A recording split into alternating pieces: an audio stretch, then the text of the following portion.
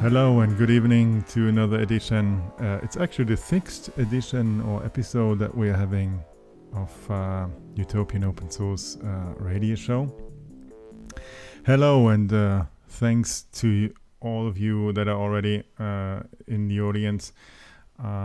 We still have to suffer from the fact that we moved our place 1 hour earlier, or we extended the show, and so we are starting 1 hour earlier than the original show was starting. So now it's at 8 o'clock Central European time and at 6 p.m. UTC. Hello to all the guys and ladies in the audience. I'm always trying. Some good friend of mine said that you should try to read the names out loud that are already there, and I really try to do that, but it's quite complicated. It's Andrei Chibik that is here, NTN, Article 61, Dream Rafa, SPOM, the great SPOM, which is one of the few people on the Steam blockchain that have a bot following him around, praising him. And then it's Global, it's Grim, it's Luis, it's MCY Yusuf, USUF, it's Pieris Monk, it's Rondon, it's Sunravel Me, and Vladivostok. Yeah, this SPOM bot is... Oh no! You had to stop the bot? This is bad. Bad news. So basically, I have to do it manually now? Is that it? Now I have to go around and do it manually. And please say hello to my dear sidekick. And, well, I'm the sidekick, I think. It's Ilana, or as she's known on the Steam blockchain, Textla. And hi, Roxanne. Yeah, We're we are. partners in crime. We're each other's sidekicks. That's how it works. Yeah, that's quite okay for me, actually. Hi, Roxanne. Nice having you around. And hi to all the others that have joined now, because obviously the list is getting longer and I didn't have a clear view of whom I already have talked to. So I will do this later on. I will just read it out loud and say hello to everybody else later on.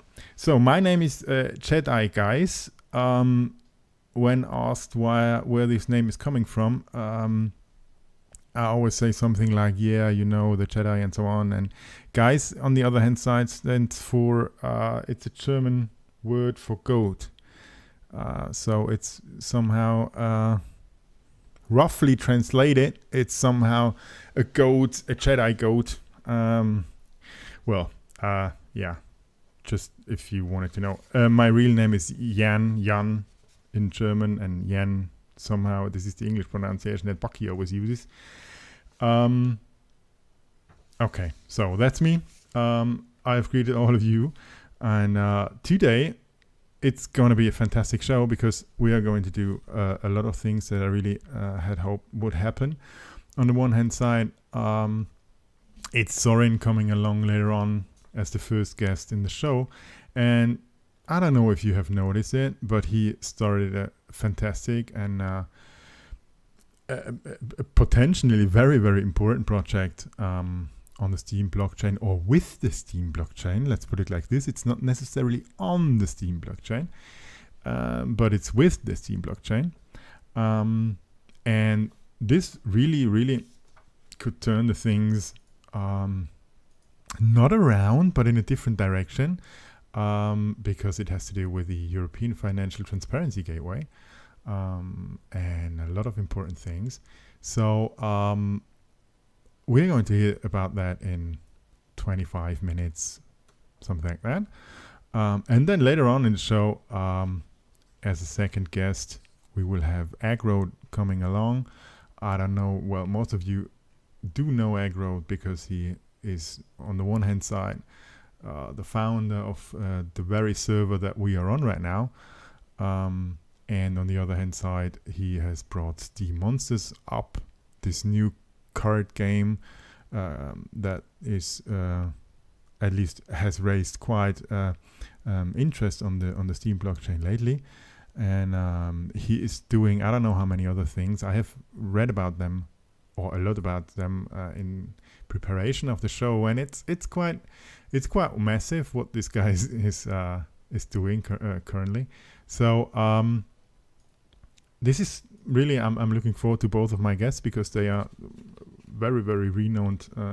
The one already on the stream, and the other one for sure will be, because this project that Sorin has started is quite it's super important. It's very interesting, and I would really like to hear about it later on. So then what else do we have to do, or what else do we have in the show? It's like always we're having the one or two things that we're doing always. We're talking about the Utopian updates that we did. We did some raise our or we did change the way that we are voting. This is something that we can talk about, and then later on we'll talk about the top of the Utopians or the top of the pops best contributions that we had during the last week. It's not yet out. It will be out tomorrow, but I have had a short glimpse into it, and we can talk about last week's statistics. And for sure, the mother of all streams and feeds and news, at least if they are open source related, is coming along. It's again feed photo time. Please don't do that. Ilana is going to talk about the latest changes, news, companies investing into open source, and so on. This is not exactly what I said. I just said don't do it. I didn't say I don't like it. So this is exactly. It's lol. It's a bit different. I just put it differently.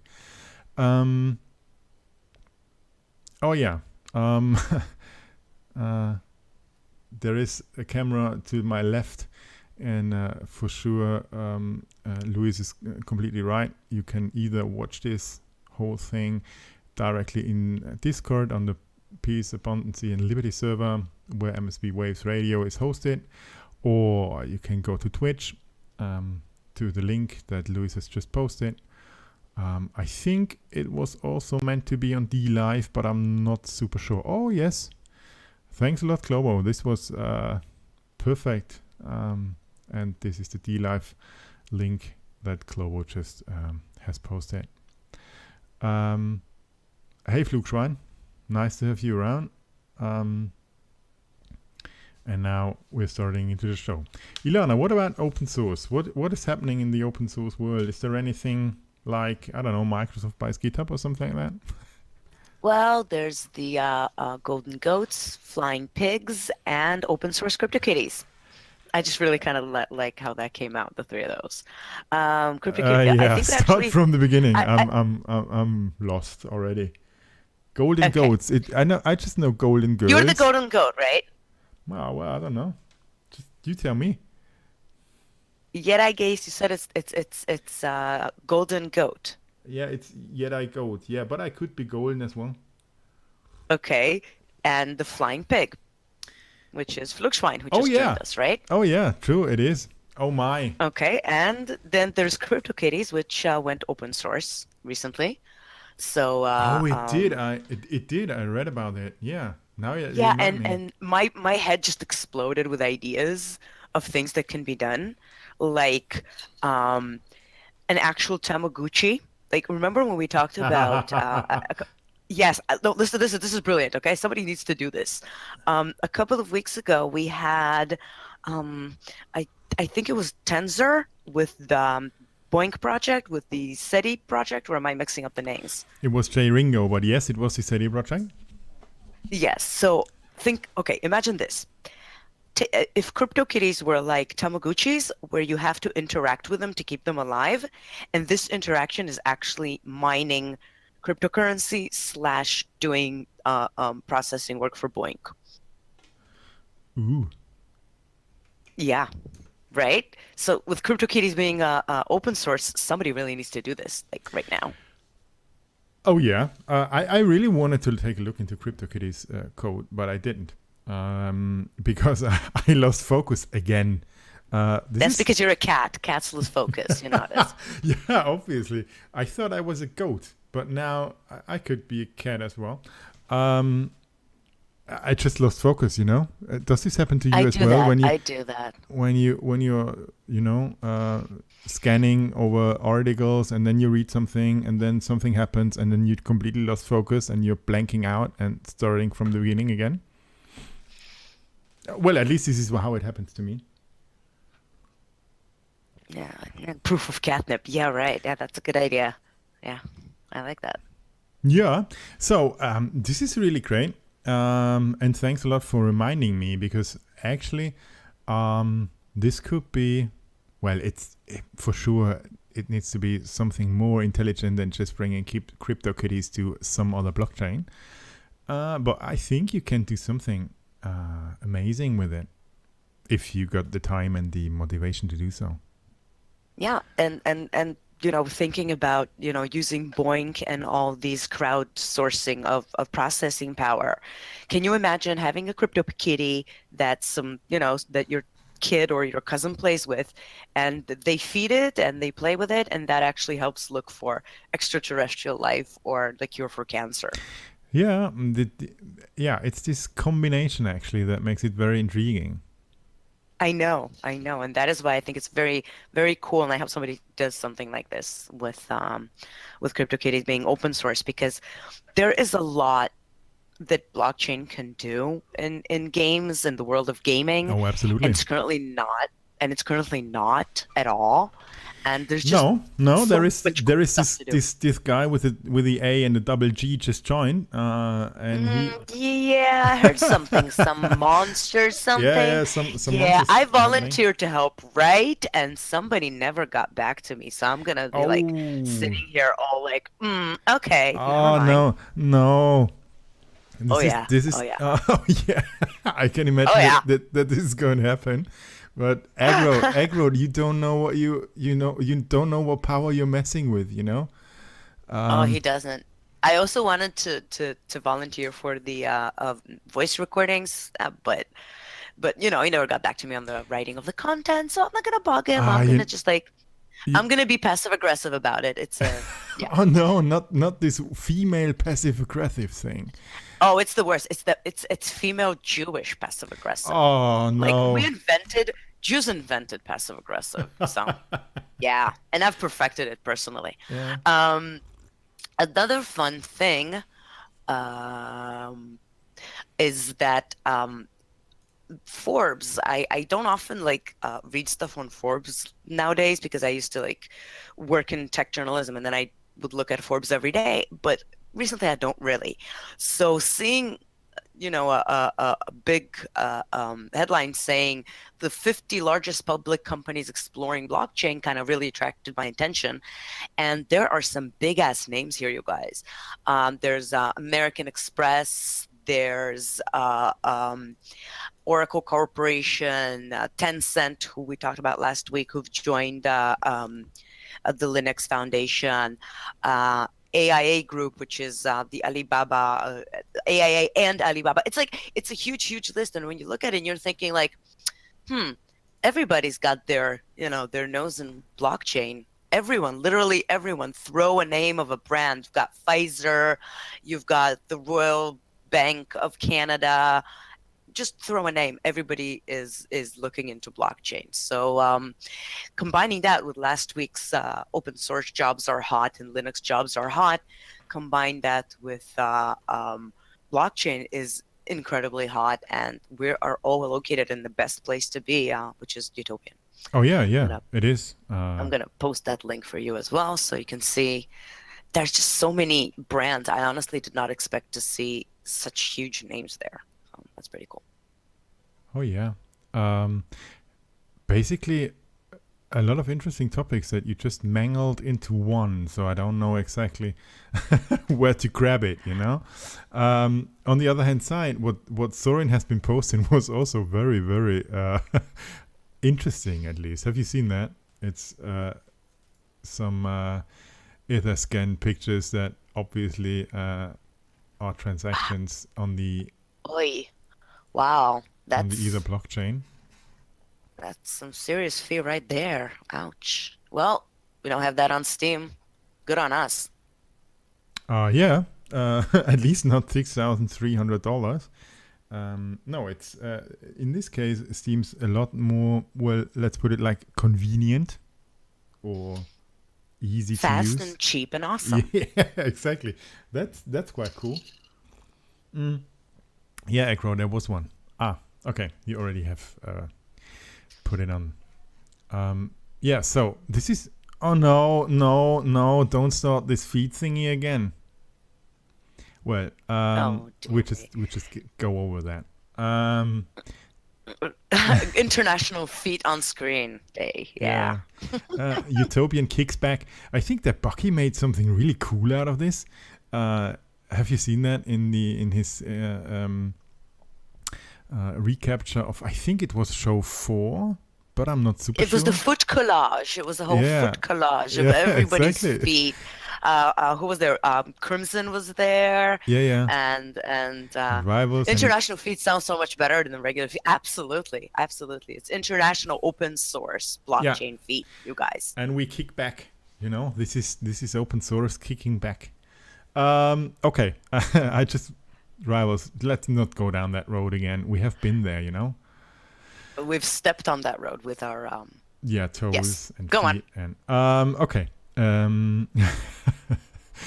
Sorry, this always gets me somehow off the track, and this is exactly why they keep doing it. Of course. So we still want to bash on Egg Road, or are we saving this for later?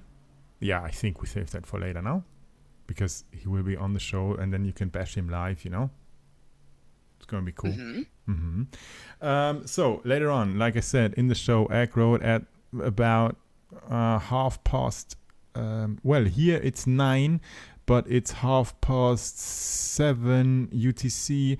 Now I'm maybe a bit off. No, it's right. It's now it's 6:17 UTC, and Egg Road is going to be on 7:30, 7:20, 7:30 UTC, and Sorin is going to be on 1 hour earlier, almost in about 10 minutes. So this is going to be our new guests, or our 2 guests in this show, and now for the Utopian content, and I don't know if you already muted yourself again, Ilana, because maybe it's not super necessary. I mute myself on default. Oh yeah. Maybe this is a good thing or a bad thing. I don't know what you're saying in those moments when you're muted, but you don't want to be. You know what I mean?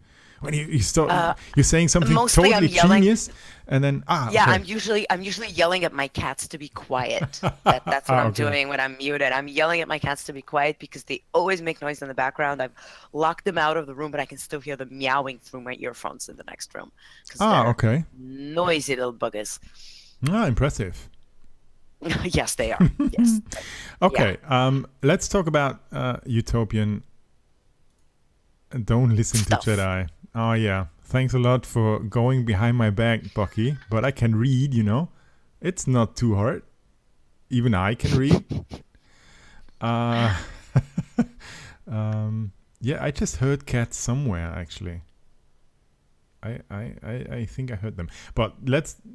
Oh yeah, exactly. Sun Rebel Me. I think there was a cat in the behind somewhere, quaking or meowing. Damn it! I knew it. I just knew it. I knew it. This is why I stay muted. No, it's cool. It's cool. We all like cats, and since CryptoKitties has gone open source, they somehow belong in this show as well. You know.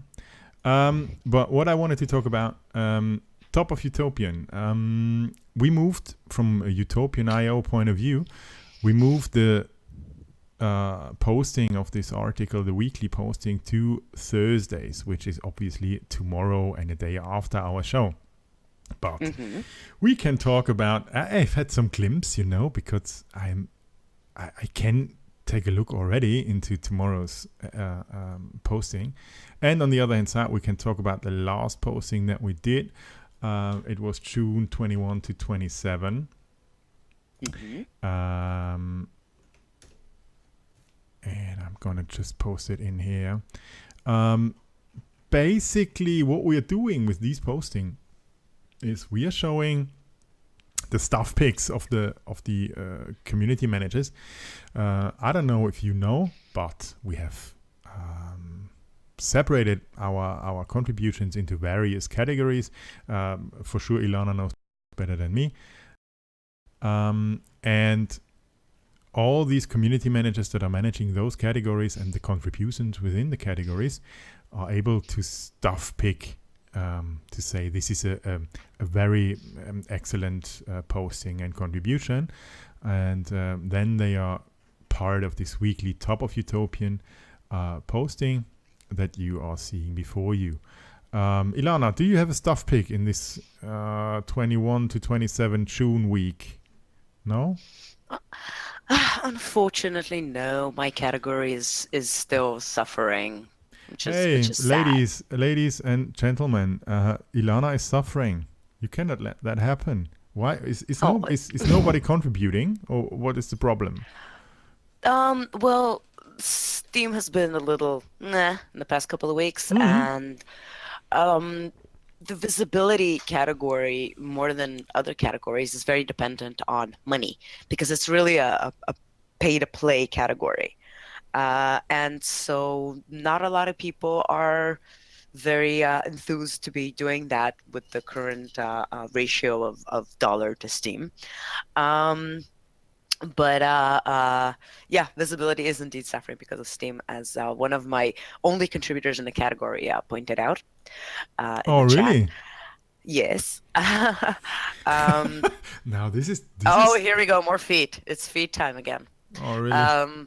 Don't open Discord. So I am really, really hoping to start some kind of a project that I've been secretly working on, that I want to start running, to have a few example contributions that I will personally make for visibility, and maybe try and get some more like friends of mine that are not on Steam but who are experienced marketers to try and run some campaigns, and I'll help them write it up as a Utopian contribution, so that people have a better idea of what is expected and what to do. And as I say this every week, visibility is a very odd category. It's very different from development or even documentation and bug hunting. It's different. Yeah, marketing I agree. and advertising is a different world. I agree. On the other hand side, it's the thing that glues all other things together, without having visibility and a crowd and fans and whatever, users in the end. And developers. Yeah, and developers on the other hand side. Exactly. Yeah, because one of the things I wrote a couple of days ago in a chat, and I really, really need to go back and write that blog post series, is that content and marketing are an important part of any product. But when it comes to open source, it's not only about selling the product, it's not only about getting users, but it's also about getting developers and contributors to be aware of your product and of your project and want to be part of it. So that's very unique to the open source world, and I really have to write that post. Oh yeah, actually, for sure it's different, but on the other hand side, it's like said by both of us, it's super important to have this role around and to have this category around. And on the other hand side, it would also be super important to have high quality contributions within that category for the projects that are really suffering with not having it, because this could be this is part of the Utopian Very Important Project Owners program that we launched recently. Correct. And this is really, really important.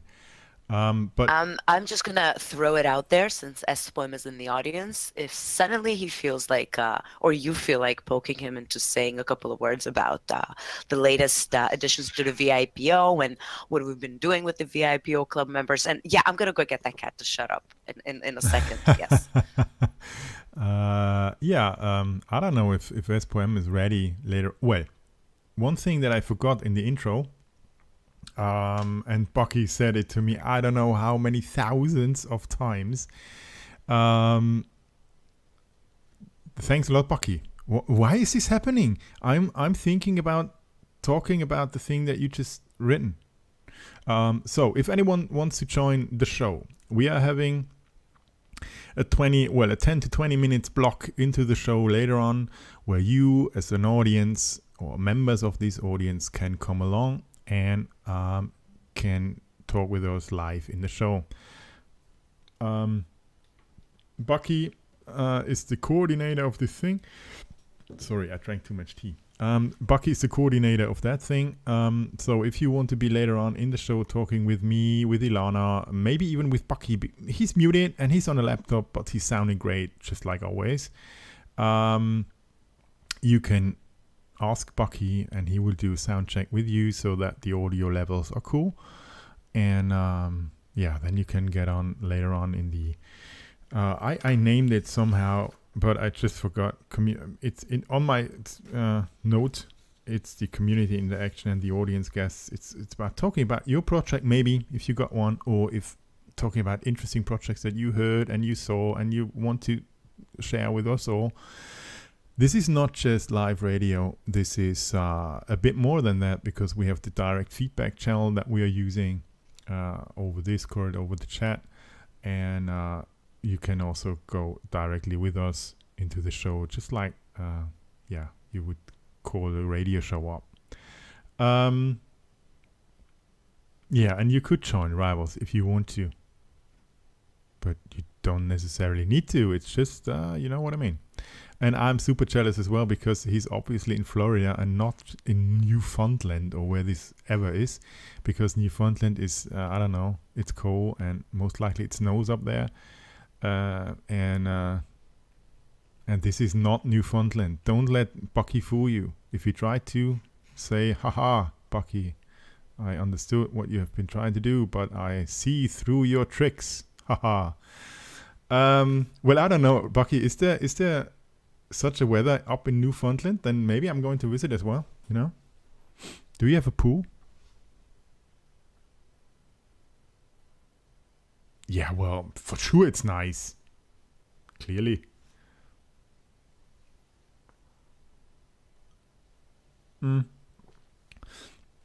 Okay.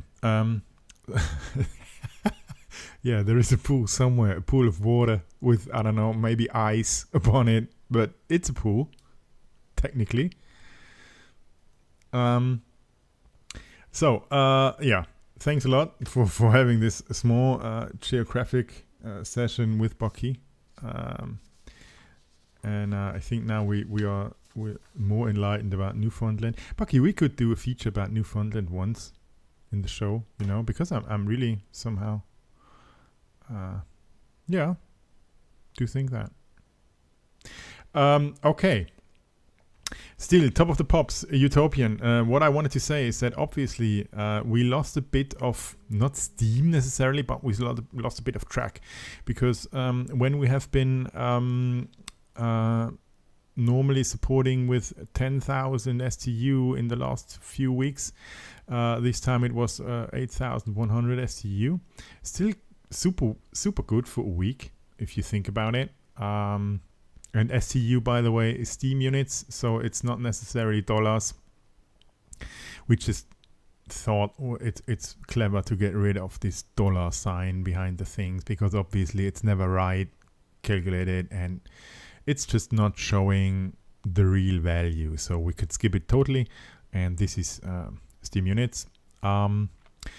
And as you can see, still the graphics category is the best rewarded category with almost 3,000 Steam units.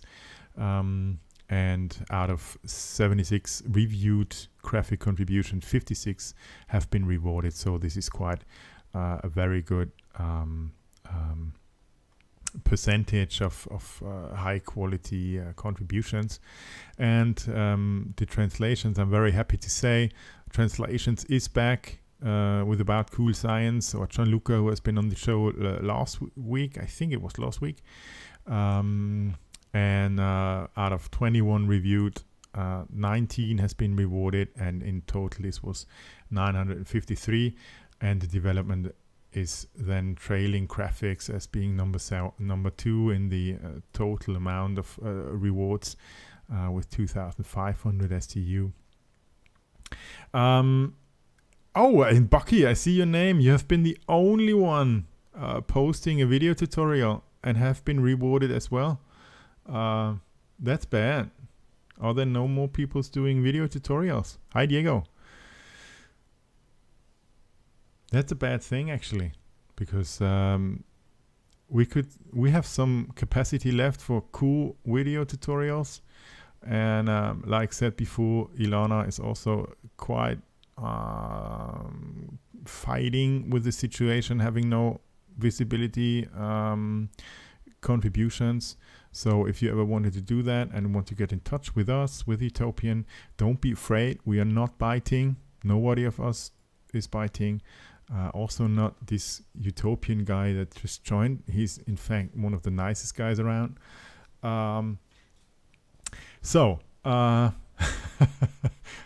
Yeah, well, okay, Ilana, you do bite, but I think that the people listening to this show more regularly, they do already know. You know, you have bitten me once or twice, but it's Yeah, I have a reputation of a female dog. Yeah, more or less, but that's okay. You know, it's... You do know what you say, you know what you call a female dog, right?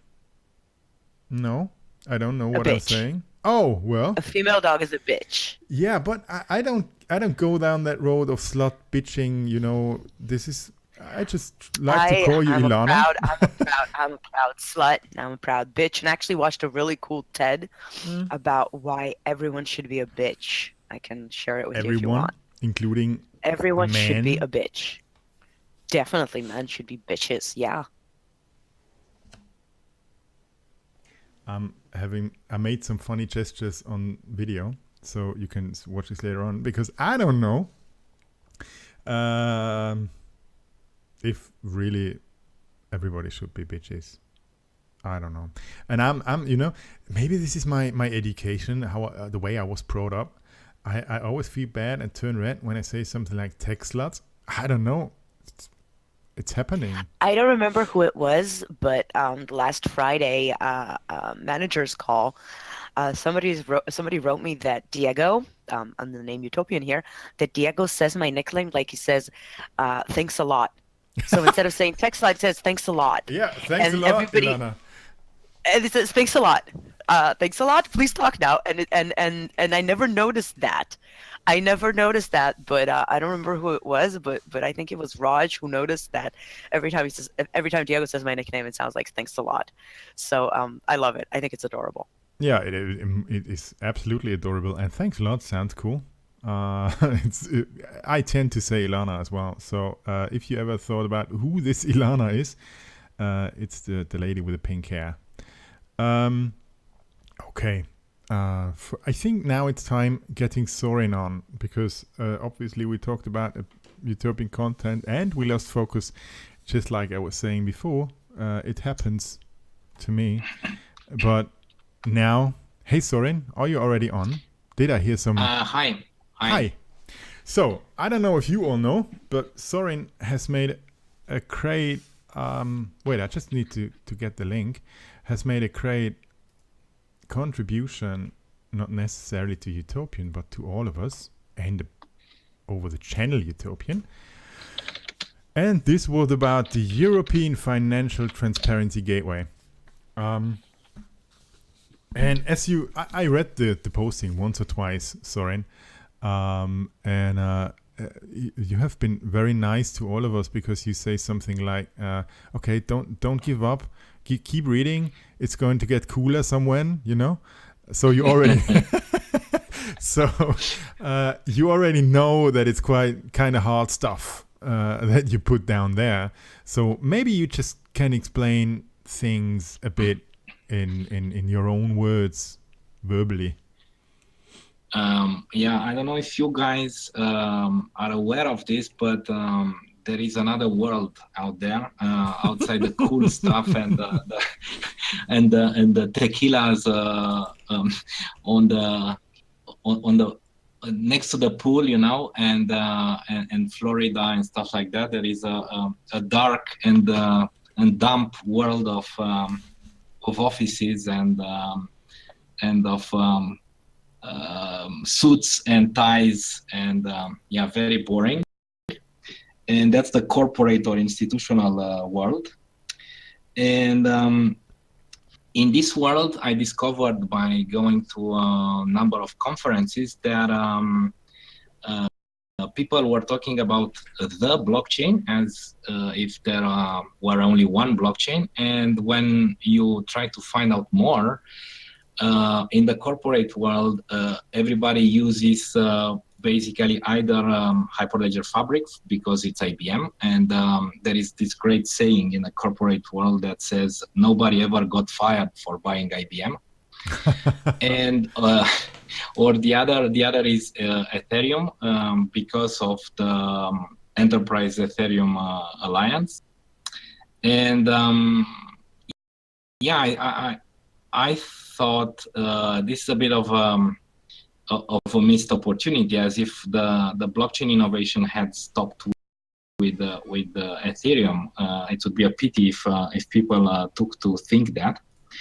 And about the same time, we got called by this part of the commission that is staffed with economists and auditors, and that is actually in charge of regulating. Well, actually, they think about how to do that. About regulating ICOs in Europe. They will try to come up with some recommendations for harmonizing ICO regulation all over Europe. And they said, look, we have this impossible project, and we thought that because it's impossible, maybe we can do it with blockchain. Well, this is great. Yeah, you just take some impossible thing and say, hey, now that blockchain is around, we can do it with that. No? Yeah. No, but the thing is that the thing that got me really thrilled about this project is that it can really come to show how blockchain is revolutionary, because if you think about it, what makes this project impossible is the complicated construction of Europe, where you have to have 27, 28 countries agreeing on something. And this financial transparency gateway sounds like a nice idea, where the European Union wants to put information that should be public to give it to the public for free.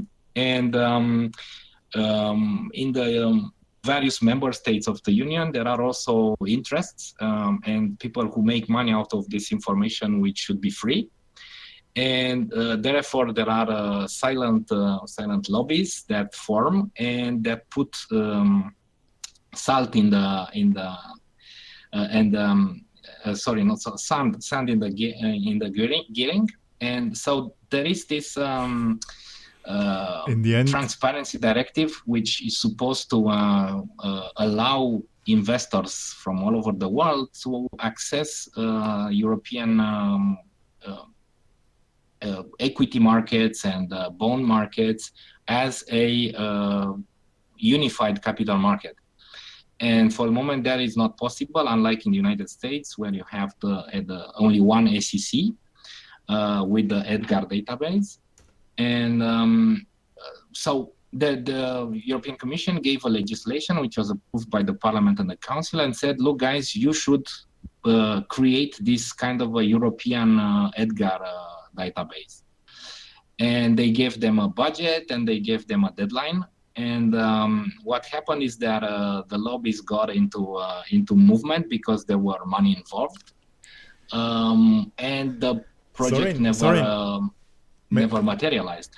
May I interrupt, because obviously you are into the topic enormously, and I am not, which is in the end the state that well, I read about it and you live it. So can we for once talk about, okay, what has to be stored in there? Is it the regular periodic information like financial reporting, shareholding, and simply all the important information about companies, no? Yeah, it's regular information and also events like changes in shareholding and all kind of regulated events that companies have to report on. Which sounds to be very feasible doing it with a blockchain. So it's absolutely.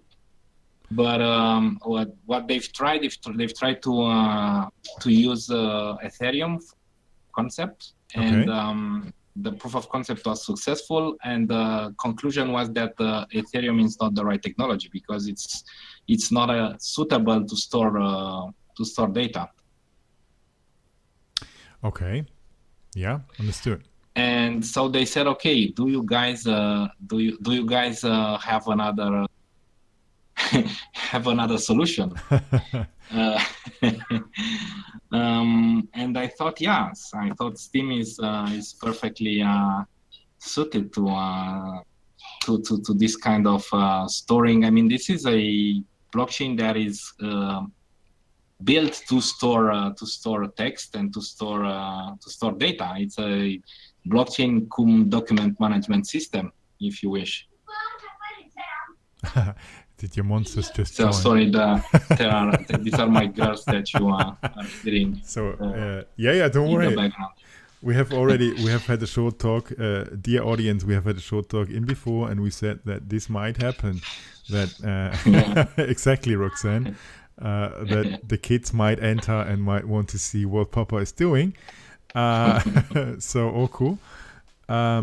So what do you want to do, or what you are proposing in this project is in the end taking the Steam code and somehow making it a bit more, changing it into being this document blockchain that you want to see, no? Well, actually, we'll try to change as little as possible the Steam code. But however, what we will need is to adapt the condenser to change the presentation so that it suits the user stories and the use cases that we have for this project, which are not related to let's say to the same type of usage that Steemit and Busy are doing. Yeah, well, clear. You need to have most likely your own set of witnesses coming along. You said that this might be then the OAMs, or did I misinterpret things? Because things are quite complicated if you are not into this business. Sorry, can you come again? Yeah, sure.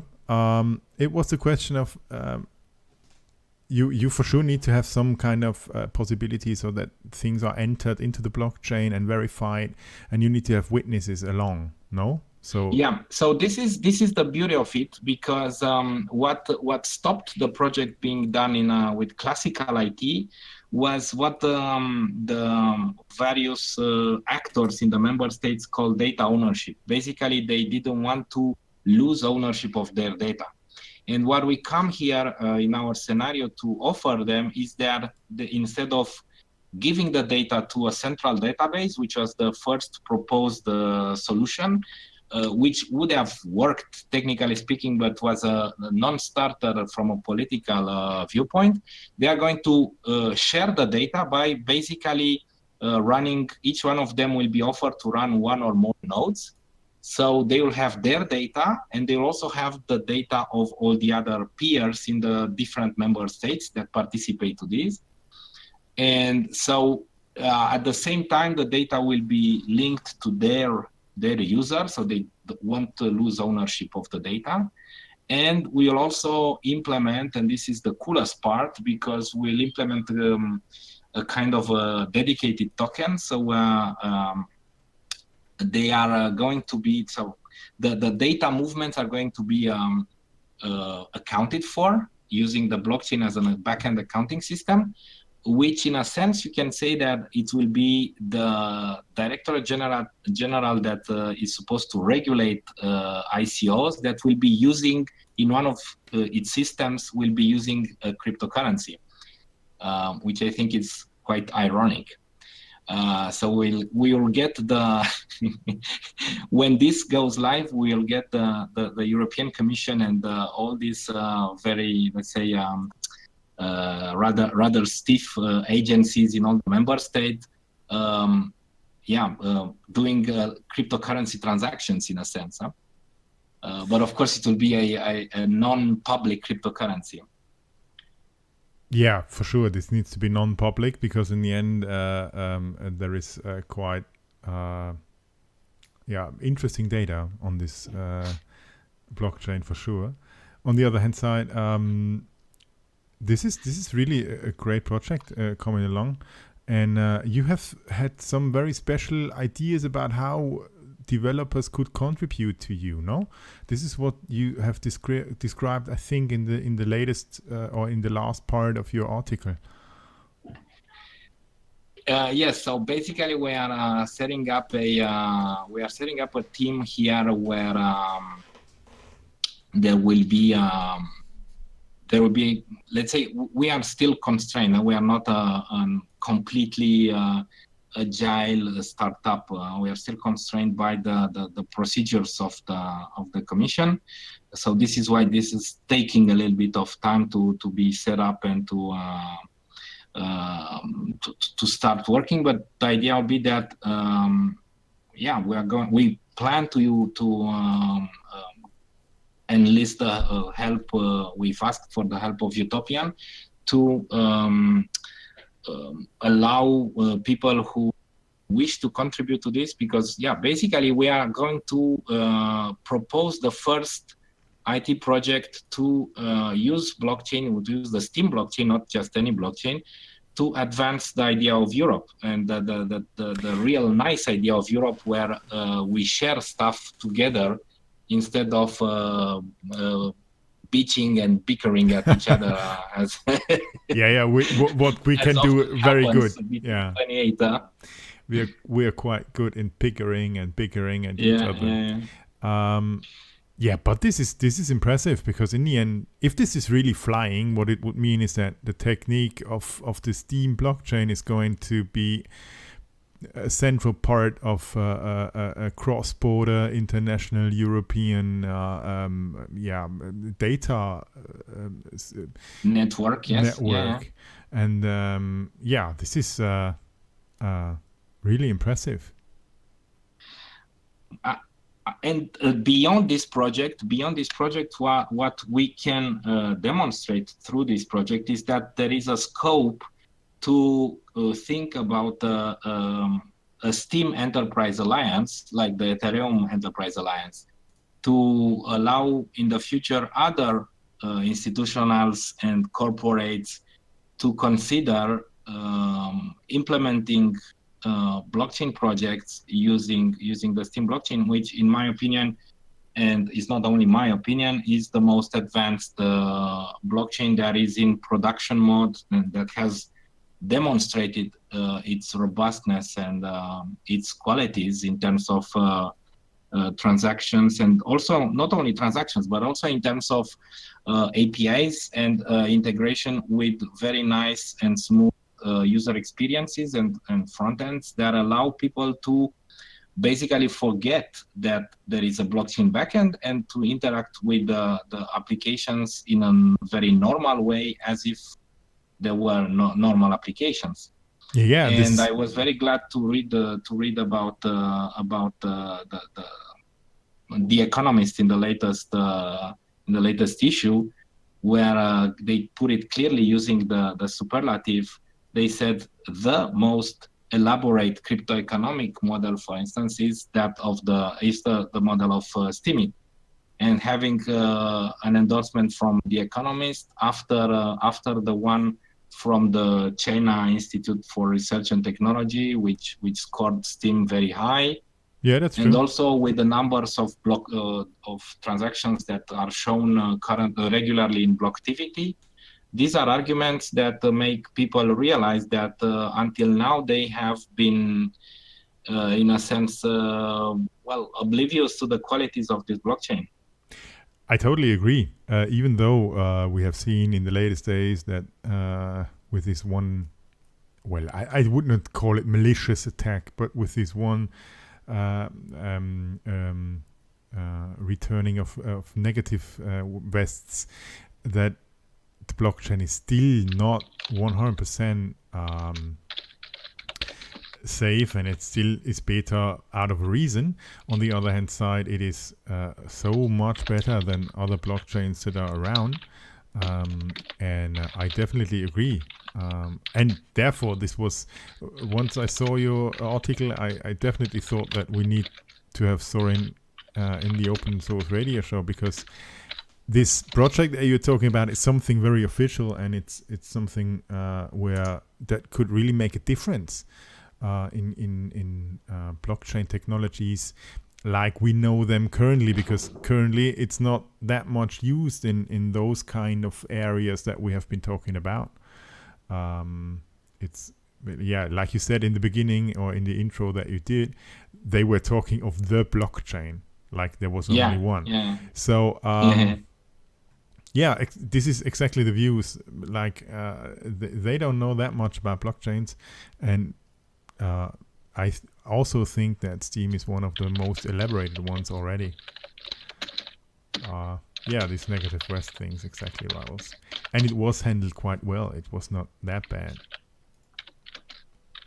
But what are the next steps, Sorin? Where are you currently located, or where are you from a project plan point of view currently? From a project plan point of view, I'm sorry, I'm a project manager since years in banks, so I know how this thing works. Maybe, even though you might have much more politics going on than in a bank.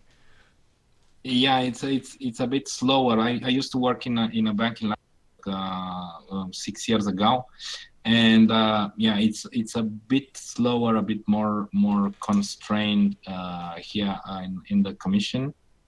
I'm currently in the process of assembling the team. We are going to have Pablo soon joining. So those who don't know, Pablo and myself, we have set up a witness to learn more and to experiment more with blockchain, and with the latest events, we are very proud to be among the very select group of witnesses who have never missed a block despite the latest events. There are only 6 active witnesses who never missed a block. True. And so Pablo is a very, very good, very strong engineer. He'll be joining the team soon. And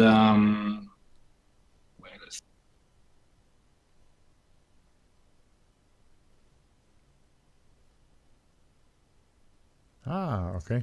That's you. Very good. Yeah, we are located in Luxembourg.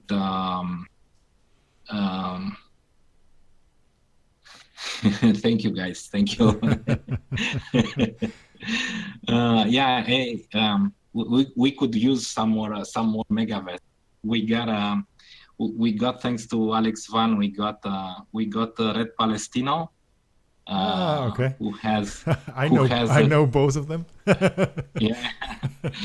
Red Palestino has a nice amount of megavest, and we got the vote of firepower as well, and that is more than half of the megavest that we have.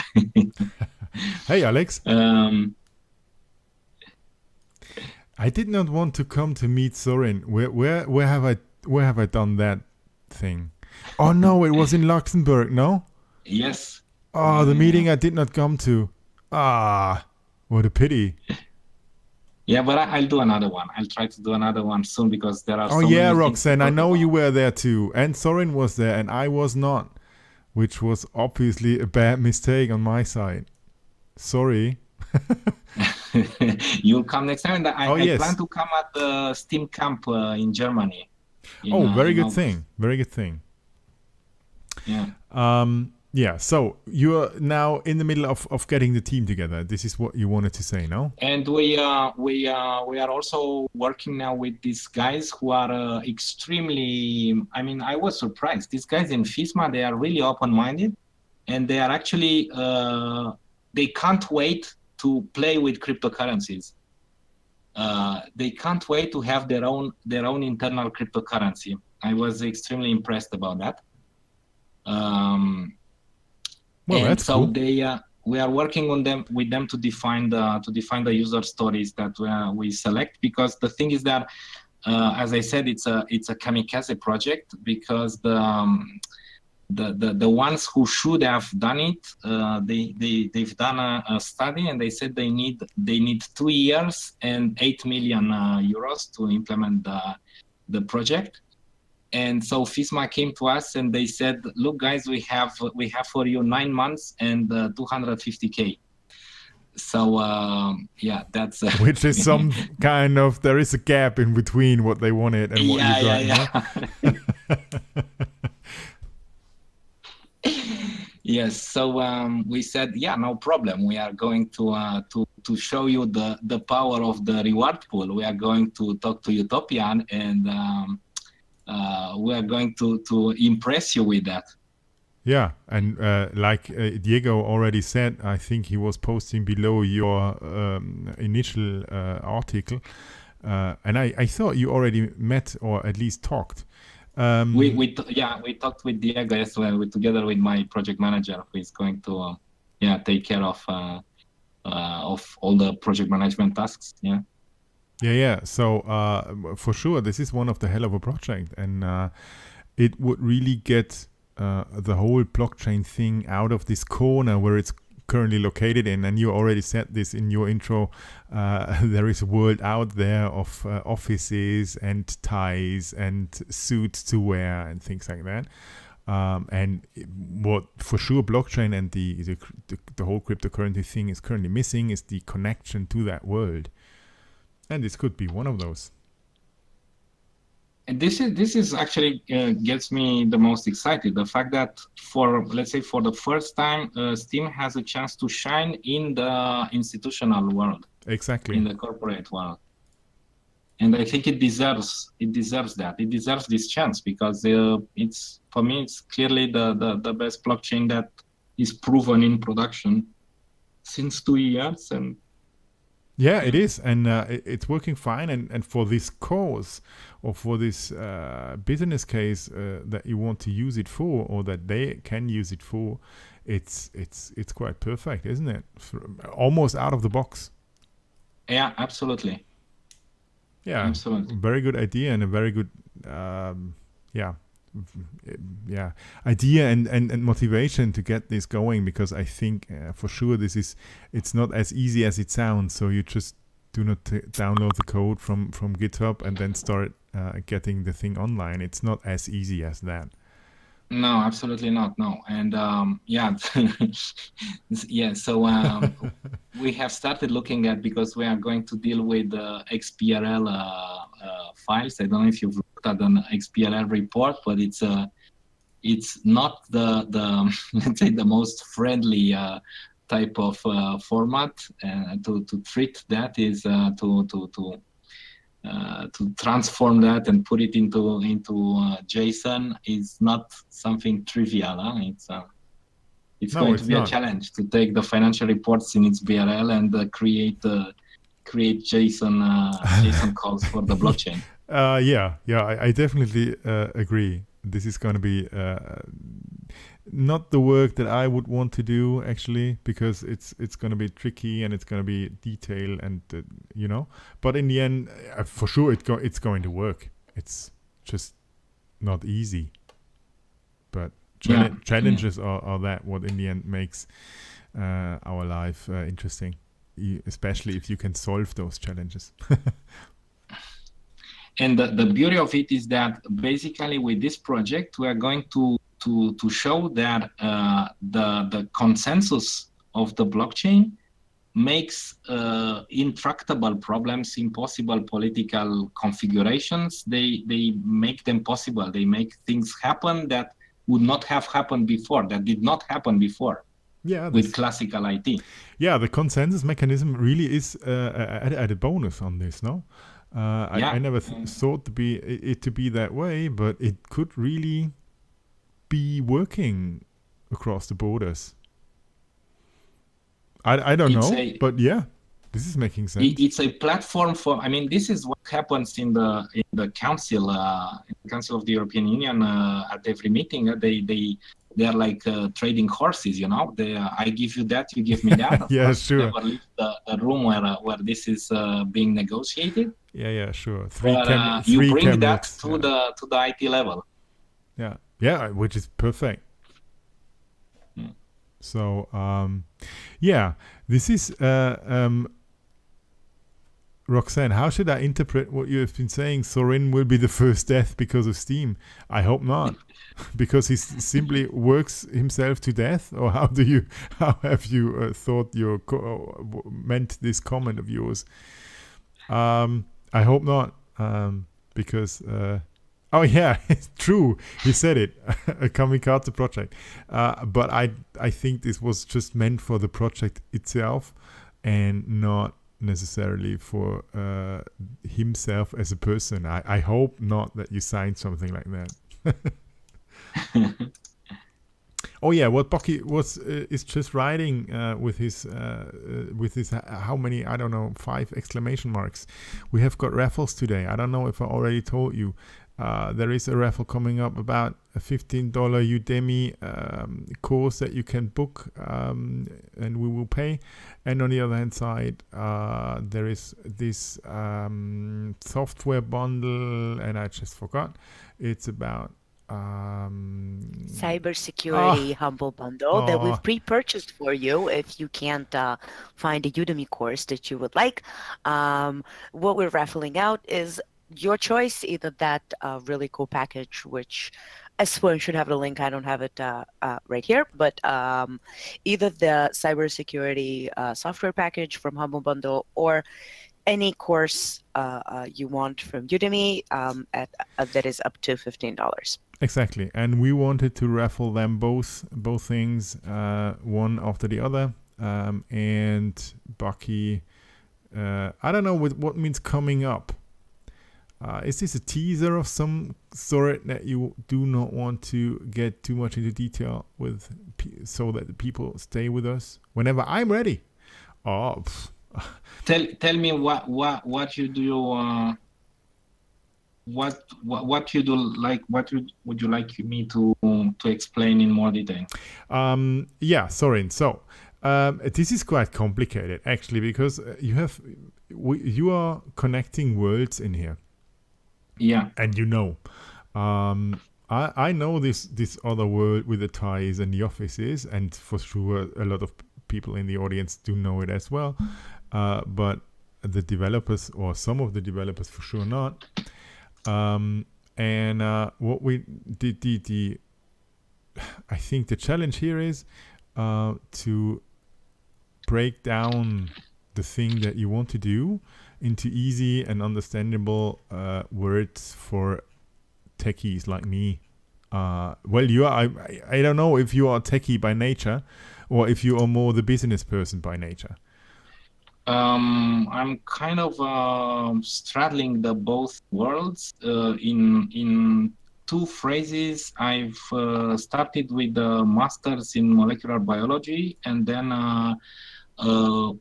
19 years ago, I switched to IT, which means that I'm not let's say I'm not a hardcore IT geek. I learned IT by doing, and pretty soon I moved into architecture from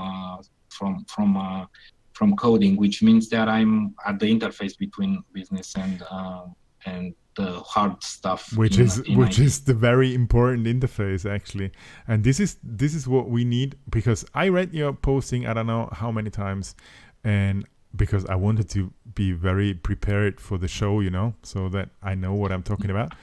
And I'm even working in a bank, and it was still hard to understand, not because I'll try to explain it as let's say as best I can. So we are going to offer these OIMs, the officially appointed mechanisms, that hold the data and don't want to lose to lose money that they make today by giving access to the data that they get for free, because the companies are obliged to publish that data, to give them the data. Yeah. So we are going to give them the possibility of running from 0 to n, how many they want witness nodes. And we are going to offer them either the interfaces for direct upload from their own databases, so SteamP and SteamGS, adapted for the purpose, but also a simple web interface to, at least for the pilot phase. There will be a pilot phase who has to deliver by 31st of March 2019. And probably for the pilot phase, I suppose most of these officially appointed mechanisms, OIMs, there are from 1 to 3 in, so most of the countries have 1, but there are some countries who have 2 and some countries who have 3 OIMs for whatever reasons. But in each country of the European Union, there is at least 1 OIM. So we are going to offer them a simple web interface to upload some data for the pilot, not necessarily the whole databases. The whole database will be for the production phase, which comes after March 2019. And so they will have these interfaces, and we are going to modify the Steam code to use the same mechanism as Yabap Mat and Agrode have used to override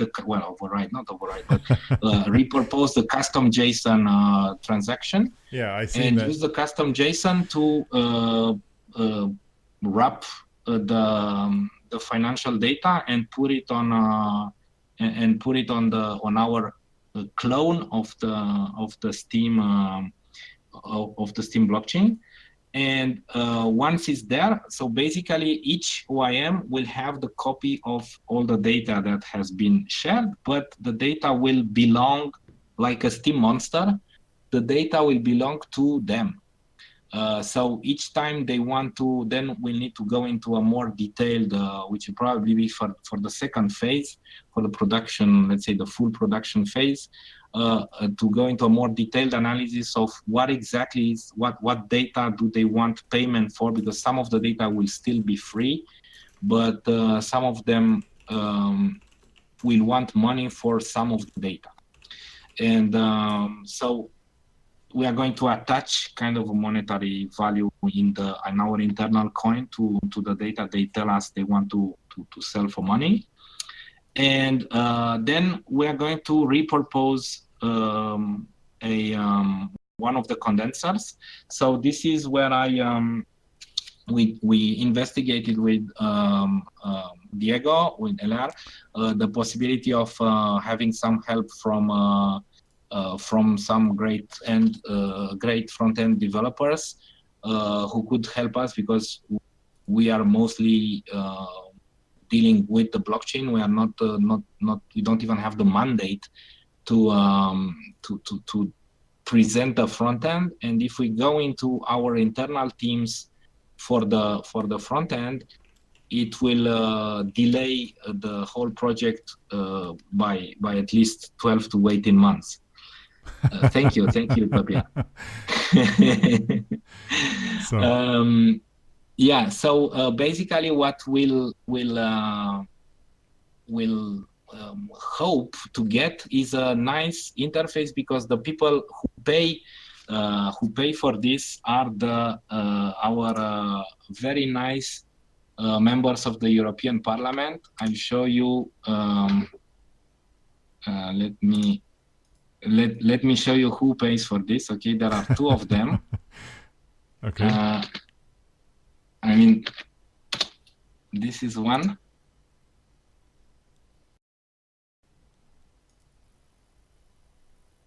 And the other is... Oh, okay. What do I need to do to be in that project? Exactly my thought.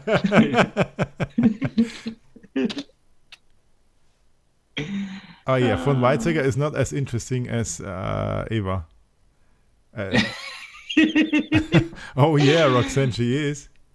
I'm gonna bet good money that that's a stock photo. Some ladies just like sitting there going, okay, I'm a politician and nobody's gonna yeah. recognize me on the street anyway. So I might just well use a stock photo of some, serious looking model and pretend it's me. Oh, and she's only a bit older than I am. This is almost perfect. She's from Greece. Well, okay. For sure, that's true, Yeah, so Roxanne. Everything that's on the internet is true. These two guys because they have the budget, and Okay. they said, basically they said first, you guys need to build a central database, and then it basically didn't work out for like 2 years, and so they said, okay, look, take this money and do it with blockchain. Can you do that Okay. with blockchain? See, Diego is already trying to get himself into position. Oh yeah, great.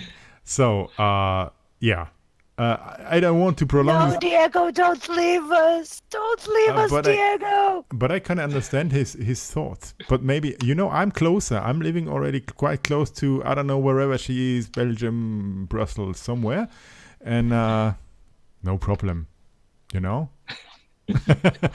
there was this wife thing, Utopian. But yeah, well, Brussels far away, and what happens in Brussels stays in Brussels. You are the work wife. I didn't know that. Strange things are coming out now.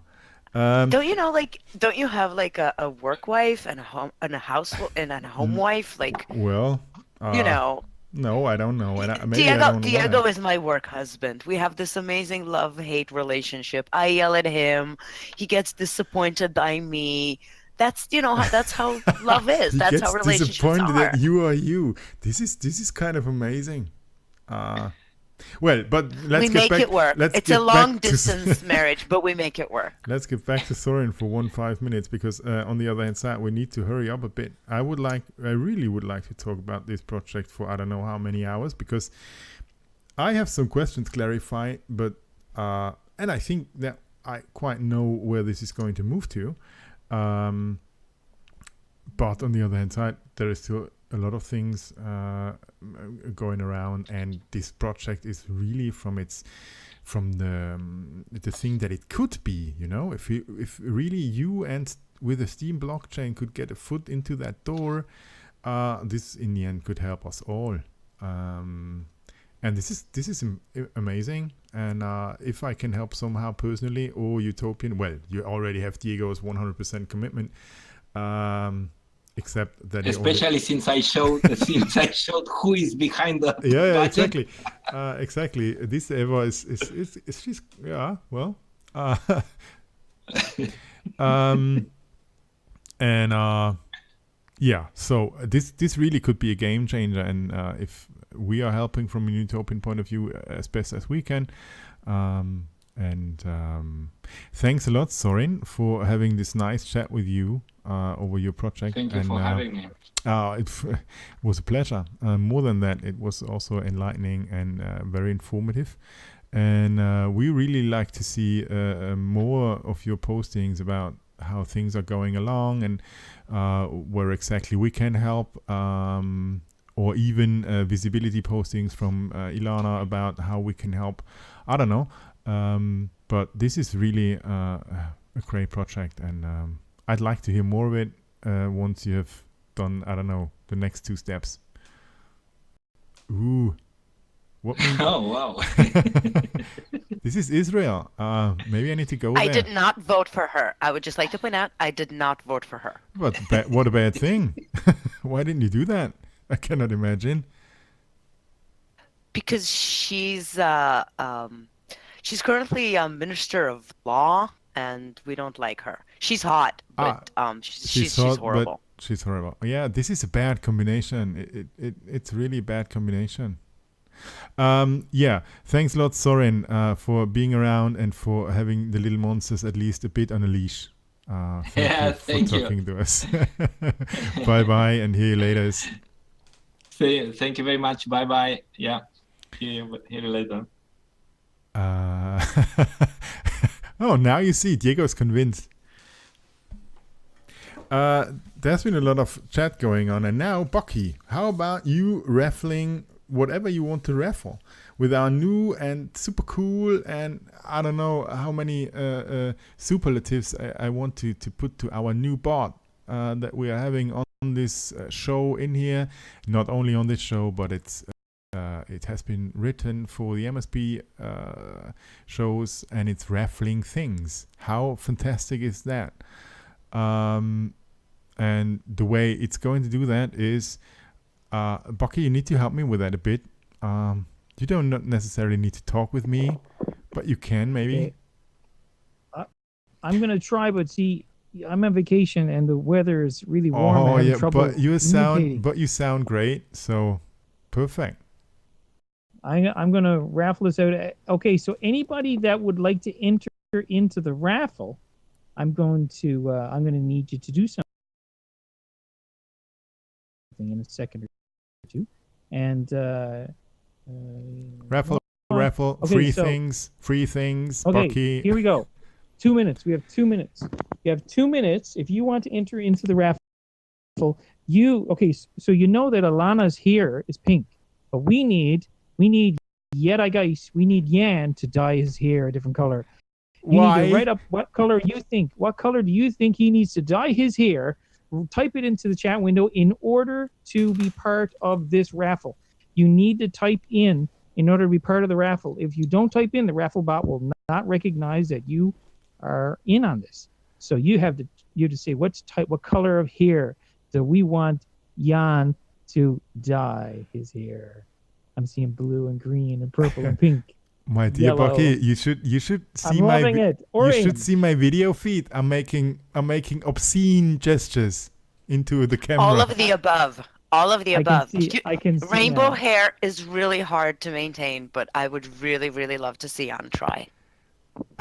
Guys, I just said to Soren that I know this world where you need to have suits and ties and things like that, and maybe not rainbow hair. You know? Rainbow hair. Again, anybody that wants to be part of the raffle that could win a $15 course from Udemy, or I can't remember what it's called now.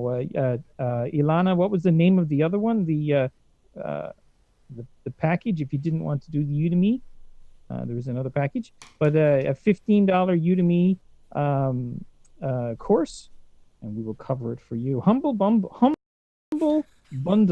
Yes. A humble bundle. Oh yeah, so, Luis, this is a great thing. Dark brown with a little special of silver lining. I think I can do that. Okay, so I set the bot for 2 minutes, and that was around 2 minutes ago. So shortly it will pop up. So Jan, fully automated. And there. No, there are 0.2 minutes remaining. Oh. The raffle is ended, and the winner will be announced when it's done counting. Okay, it's going to do. This is the first time we've done this. Oh. Knowledges! Hey! Yay!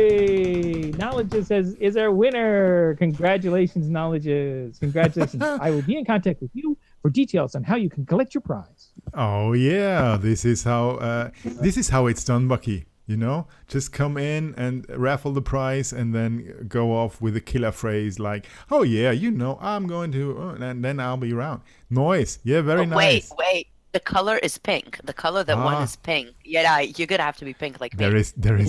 I didn't tally the colors. Was it pink? Was that the best color? I'm good for that. That's what Knowledge's nominated pink. Oh, excellent. Scroll up. Look at it. Just saying. Pink hair, guys. This is gonna be well. Just let's leave it at this. You know, we have dealt with the feed thing, and now we just leave this aside and go on with the show. I'm going to make a promise now. Oh no! One day. Ilana, don't make promises. One day, you and I are gonna get really, really, really, really drunk. Now I know for a fact that being quarter Russian, I can totally drink you under the table. And when you are under the table, which is okay for me. I'm gonna dye your hair pink, and you're gonna wake up in the morning with pink hair. That's a thing that I'm gonna do. Diego, Brace yourself. Diego, yeah, exactly. I'm in fear. I'm now officially I'm in fear. I know that Good. Ilana is only 1.50 m, but 56. oh, sorry, I missed this 6 centimeters.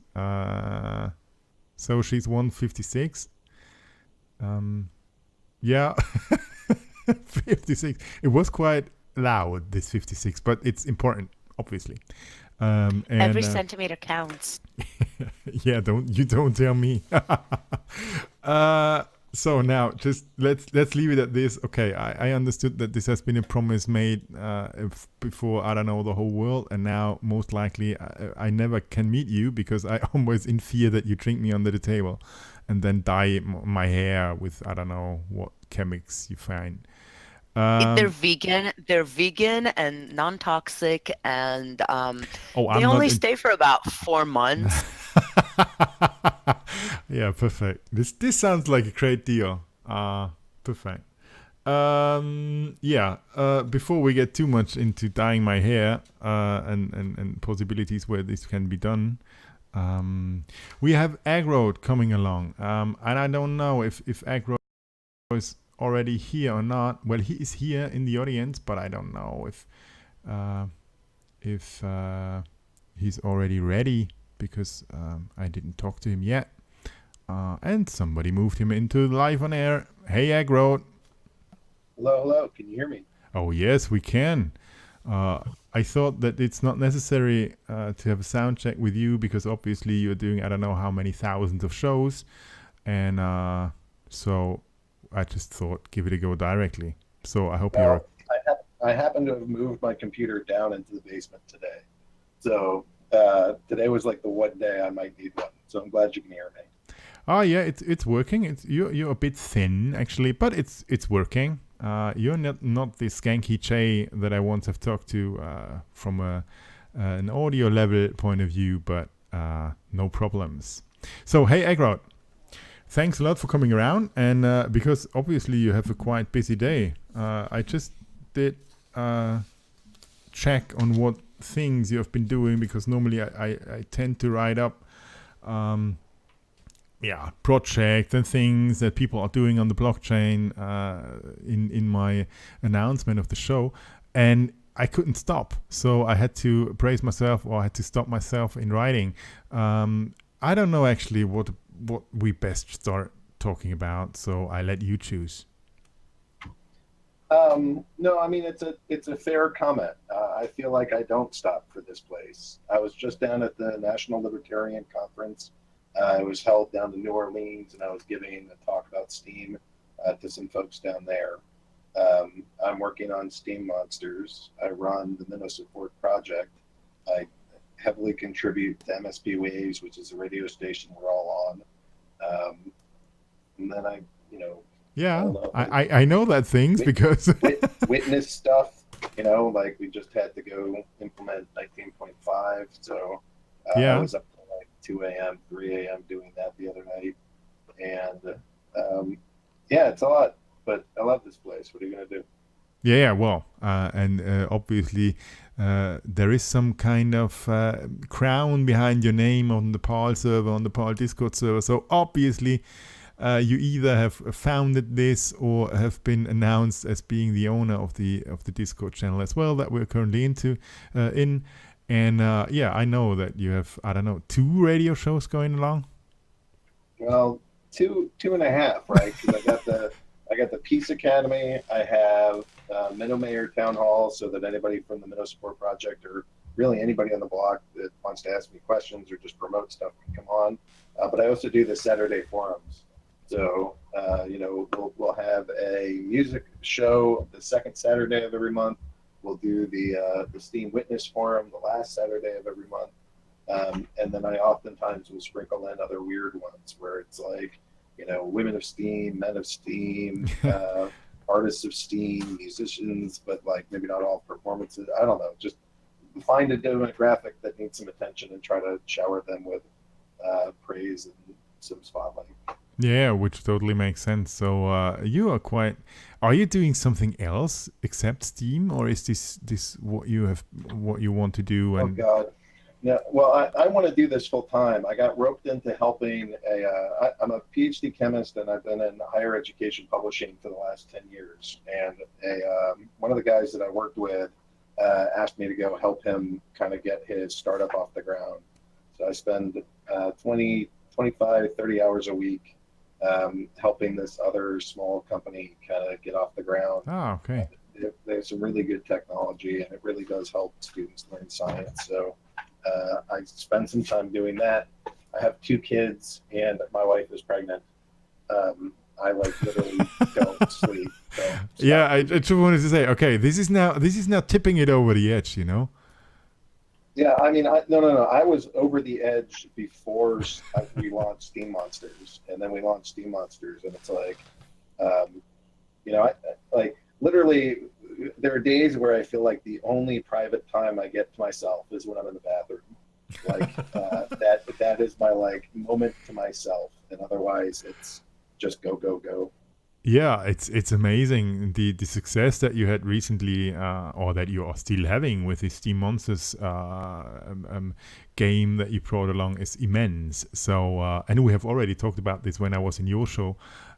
So, how does it feel? Is this right now going along the way you want it to be, or what are the next steps in Steam Monsters? This thing is way beyond what I wanted it to be. I mean, like this thing went viral for whatever the Steam equivalent of viral is. We just did that. I mean, we sold 2,000 booster packs. We sold 2,000 starter accounts. There's like 60,000 plus booster packs.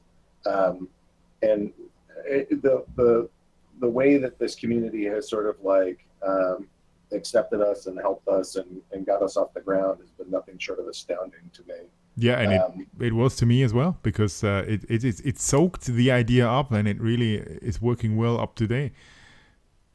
So what we're working on my second screen here, I have so we're building the background story to this. So I have something like 20 tabs open of all the different teams that we're submitting as part of a contest. We put together the biggest writing contest on the history of Steam. As far as I know, nobody has told me otherwise, but we put out a 1,500 SBD bounty to all the teams, and every team will get 250 SBD. And we got something like 20 teams, and most of these teams have somewhere between 2 and 5 authors on it. So I don't know. I don't know the exact number of people, but it's probably like 60 to 100 people that have been offering in various groups to go put together the backstory for this game. Yeah, it's amazing. So, and you have put out. I'm reviewing that. And you have put out also the search of voice acting recently, where I wanted to join, but I could not up to now. And a lot of people are really happy about the way that they can interact with you and help you bring this thing along. Yeah, well, there's so much talent on Steam. It's just, like that too is just shocking. And I didn't realize that really until Crystal and Azaria and Lucifer all sort of dragged me into the music scene. And I'm not a big music guy. I play guitar or whatever, but it's not like music is my life or anything. But one of the things that shocked me was just how good these guys are. Yep. They are talented, they are passionate, and they just sing outside of what you can normally hear on the radio. So I didn't find it organically. Somebody kind of shoved it in my face and said, "Agro, we need to help these people." And I kind of fell in love with the music community here. And but it's just showcased just how much talent there is that's built into this passionate community of authors and poets and fiction writers and singers and songwriters and animators and all the other things. There's just so much talent here. Yeah, exactly. You just need to direct them somehow to a common cause and to a target, and then things are going to happen, no? Well, and that's what we're doing. I mean, exactly. Now we have a common thing. Like, here we got to go put together this game. Let's go do this as a community. I keep using the analogy that when I grew up, I played a type of game called Choose Your Own Adventure, and it was a book that you would read, and you'd go through 10 pages, and then it would be like, you want to go up the road or down into the valley, and depending on what choice you made, it would bring you to a different page in the book, and then you would have different actions, and it just kept splintering off, and you would figure out what you want to do through the choices that you made. Yeah, I know that kind of things. Well, I wanted to go up that. I have an entire blockchain that I can utilize, and I can crowdsource this thing like crazy. So let's go create your own adventure, not just choose your own adventure, but let's go involve this audience and take all this incredible talent and funnel it all into this game. And like I'm proud enough of my writing abilities to think that I'm a pretty good writer. And when I set my mind to some fiction, I think it's pretty good. But what I'm trying to do is build 6 different teams and have a rich history for 6 different groups. And I'd be very nervous that if I were to just kind of like solo this thing, it would get very homogenous. And instead, what I'm getting through all the like different backstories that people are submitting, it's just this very rich history that shows like each different team has a very different take, and they pulled in things that I never would have thought of and found images that I've never seen. It's just so much richer than what I could have possibly done by myself. And I think we're pretty good at channeling the activities of this blockchain towards let's go build something awesome and epic that's going to attract more people here. Yeah, absolutely. I just can agree, because you get much more points of views and ideas into the game if you're somehow crowdsourcing it, and let people take part in it, which is something that you're doing quite well in this course. Interesting questions from Bucky, and something that I would want to have asked myself at some point in this interview. What about Steam Monsters going open source, or have you not thought about this with Yaba Pimat?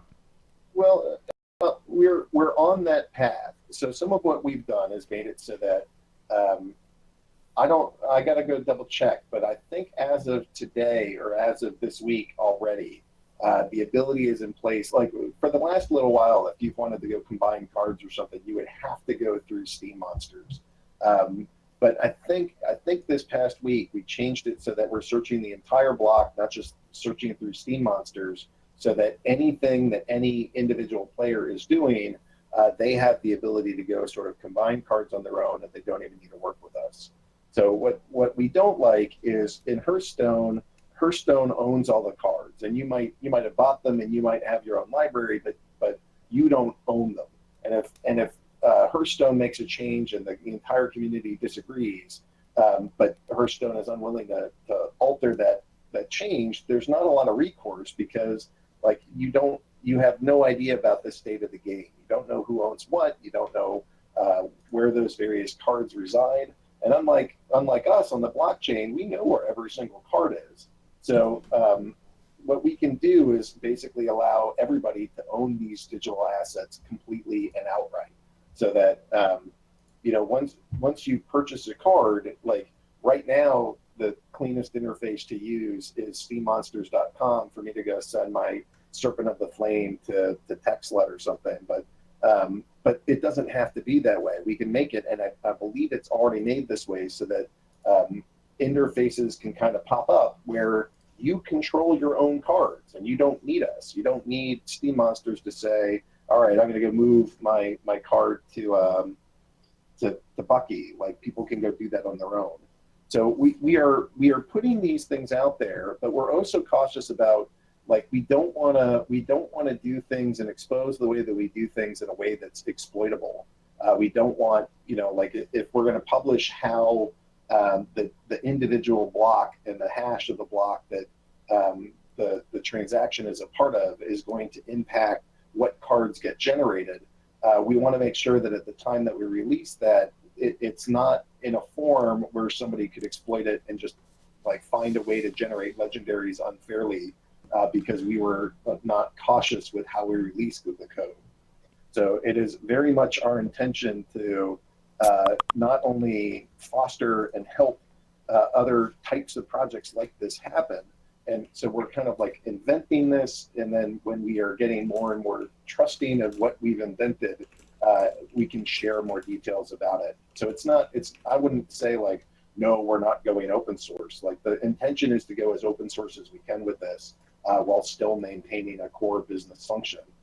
But but we want third-party sites, we want third-party applications, we want somebody else wants to start running tournaments without us, like go ahead, we're going to help you do that.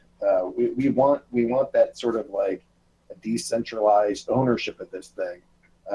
And then ultimately, I think we also want to make it so that, we mostly Yabba, or I would say entirely Yabba, was able to go figure out this is how we can use custom JSON publishing to go print tokens that would then represent things that we can store in databases and turn into games. We're trying to help other people learn how to do that. And in fact, we're even going so far as trying to work with the Steam at Inc. guys to show how it might be possible to do that through the communities and sort of hive mind features that are going to be coming out. So we're trying to take all of what we're doing and that we feel like we are pioneering on the Steam blockchain, and then as we get more comfortable with it, share what we're doing. I mean, both Yabamat and I are witnesses, and we like seeing money come into the Steam Monsters account, but we're spending all that money getting content and getting programmers and building out this game, and eventually we're going to pour tons of that money back into tournaments. The goal isn't for us to like simply get rich. What we want to get rich because the price of Steam is high, and that's how we want to go be known for having been successful, not just because we took some card money and ran. So we see this as let's go help open source it, and we'll do that cautiously. We will do it, but we will do it cautiously. Let's see if we can't bake this into tools that make it easy for everybody to use, and then kind of do this stepwise and smartly, and not just sort of rush into it. Because what I don't want is like, the alpha users spent $100,000 buying cards. I'd hate to see an exploit made where somebody can go pump out legendaries and it devalues all the things that other people before them had put into this project. For sure, you have to be very cautious in the things that you do, because already a lot of people have spent quite an amount of bucks. Thousands. People that have spent thousands on our cards. Yeah, I know some of the crazy ones actually. Maybe not the most craziest ones on the world, but it's quite an immense amount of money, and for sure you got to be cautious in how you are faring with this invested money into Steam Monsters. I definitely agree. Well, we're trying to honor that people want to see a game, and we're trying to honor that like we have a responsibility to the block to try to take what we're doing and help other people do it.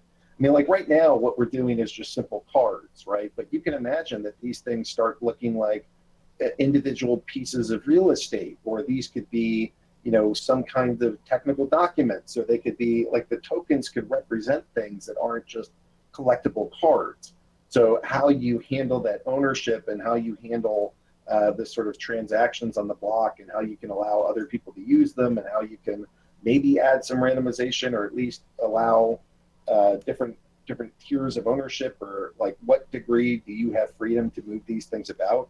Like what we're pioneering in the card realm could easily be other things that represent value that could be worth hundreds of thousands, not just like a couple bucks for the cards. So we recognize that we are building something that is exploring digital asset ownership, and we want to make sure that Steam is the premier place to go explore that out of all the blockchains. Yeah, exactly. This is, we once had this discussion already somehow in the Minnow Mayor Town Hall.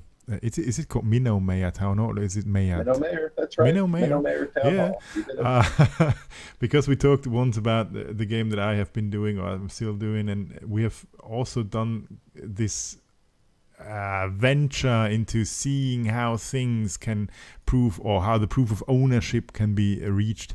This is just something that you did right now with his custom JSONs that Sorinas also has been talking about before, which is quite a good idea basically. So I'm really looking forward to how this is going to develop, and how the actual game behind the cards that have made this fabulous entrance in the Steam world is going to feel like, because Yabba has some preliminary fighting already happening. Oh, cool. It's not ready for like prime time, or not really even ready to share. But I know that some of our cards and some of our initial stats have already been fighting each other.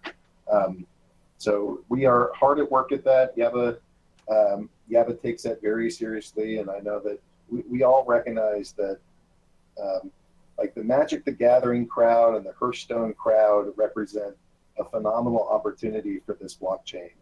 It's a lot of people that are out there that play these kinds of Pokemon, Yu-Gi-Oh, Magic the Gathering, and Hearthstone.